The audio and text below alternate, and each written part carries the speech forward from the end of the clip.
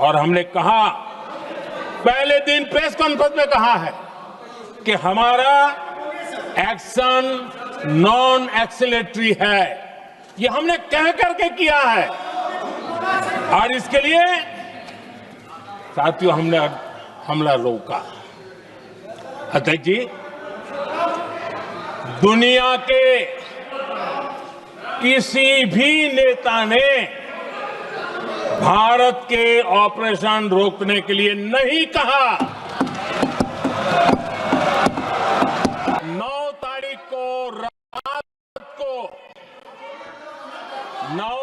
को रात को अमेरिका के उपराष्ट्रपति जी ने मुझसे बात करने का प्रयास किया। वो घंटे भर कोशिश कर रहे थे, लेकिन मेरी सेना के साथ मीटिंग चल रही थी, तो मैंने उनका फोन उठा नहीं पाया। बाद में मैंने उनको कॉल बैक किया। मैंने कहा कि आपका फोन था, 3-4 बार आपका फोन आ गया, क्या है? तो अमेरिका के उपराष्ट्रपति जी ने मुझे फोन पे बताया कि पाकिस्तान बहुत बड़ा हमला करने वाला है। ये उन्होंने मुझे बताया। मेरा जो जवाब था, जिनको समझ नहीं आता है उनको तो नहीं आएगा।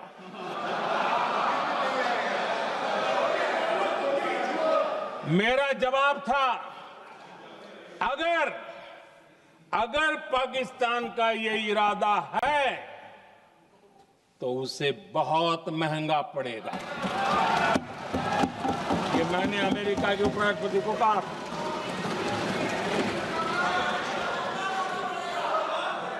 अगर पाकिस्तान हमला करेगा तो हम बड़ा हमला कर करके जवाब देंगे। ये मेरा जवाब था। और आगे मेरा एक वाक्य था, मैंने कहा था, हम गोली का जवाब गोले से देंगे। पहलगाम हमले के बाद हमारा बीएसएफ का एक जवान पाकिस्तान के कब्जे में गया, तो फिर इनको लगा, वाह, बड़ा मुद्दा हाथ में आ गया है, अब मोदी फंस जाएगा। अब तो मोदी की फजीयत जरूर होगी। और उनकी इकोसिस्टम ने सोशल मीडिया में बहुत सारी कथाएं वायरल की कि ये बीएसएफ के जवान का क्या होगा, उसके परिवार का क्या होगा, ये वापस आएगा, कब आएगा, कैसे आएगा, न जाने क्या क्या चला दिया। आदरणीय अध्यक्ष जी, बीएसएफ का वो जवान भी आन बान शान के साथ वापस आया।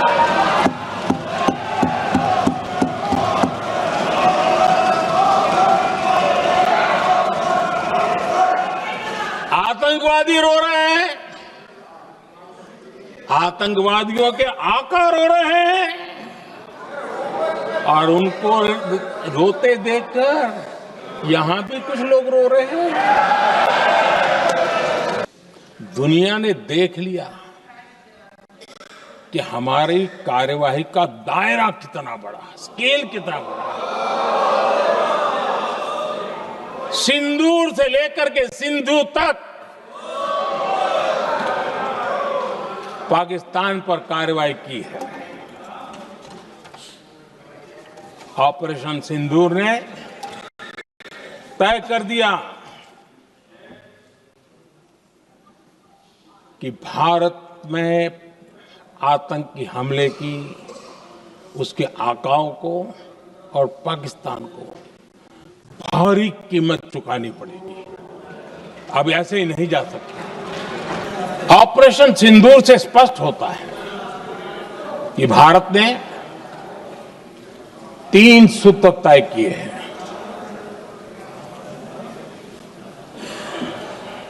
अगर भारत पर आतंकी हमला हुआ तो हम अपने तरीके से, अपनी शर्तों पर, अपने समय पर जवाब दे करके रहेंगे।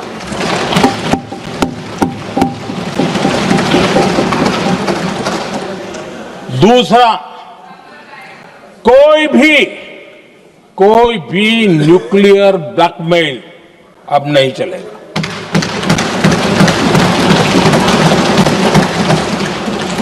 और तीसरा, हम आतंक की सरपरस्त सरकार और आतंक के आकाओं उनको अलग अलग नहीं देखेंगे। मैं देशवासियों का आभार व्यक्त करता हूं। मैं देशवासियों का अभिनंदन करता हूं।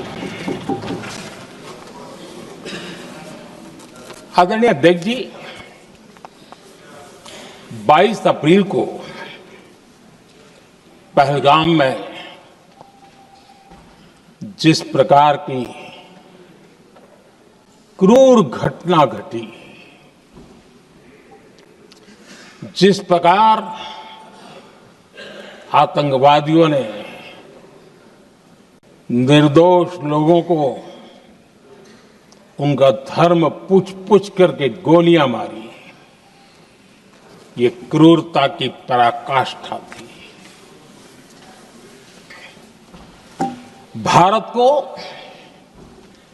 हिंसा की आग में झोंकने का ये सुविचारित प्रयास था। भारत में दंगे फैलाने की ये साजिश थी। मैं आज देशवासियों का धन्यवाद करता हूं कि देश ने एकता के साथ उस साजिश को नाकाम कर दिया। आदमपुर एयरबेस पर हमले का झूठ फैलाया, उस झूठ को बेचने की भरपूर कोशिश की, पूरी ताकत दी लगा दी। मैं अगले ही दिन आदमपुर पहुंचा और खुद जाकर के उनके झूठ को मैंने बेनकाब कर दिया। तब जाकर के उनको अकल ठिकाने लगी कि अब ये झूठ चलने वाला नहीं है। जब ये ऑपरेशन सिंदूर हुआ तो उन्होंने नया पैंतरा शुरू किया। और क्या शुरू किया? रोक क्यों दिया?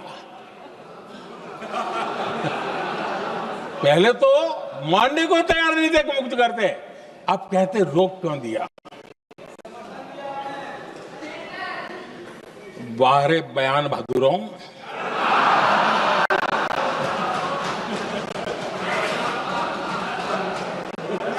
आपको विरोध का कोई न कोई बहाना चाहिए। और इसलिए सिर्फ मैं नहीं, पूरा देश आप पर हंस रहा है। पहलगाम हमले के बाद से ही पाकिस्तानी सेना को अंदाजा लग चुका था कि भारत कोई बड़ी कार्रवाई करेगा। उनके तरफ से न्यूक्लियर की धमकियों के भी बयान आना शुरू हो चुके थे। भारत ने 6 मई रात और 7 मई सुबह जैसा तय किया था वैसी कार्रवाई की और पाकिस्तान कुछ नहीं कर पाया।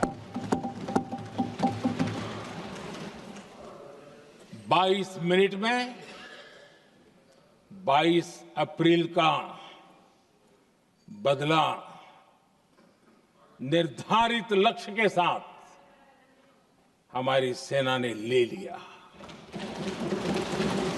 पाकिस्तान की न्यूक्लियर धमकी को हमने झूठा साबित कर दिया।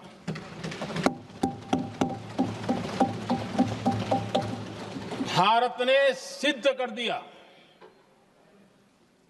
कि न्यूक्लियर ब्लैकमेलिंग अब नहीं चलेगा और न ही ये न्यूक्लियर ब्लैकमेलिंग के सामने भारत झुकेगा।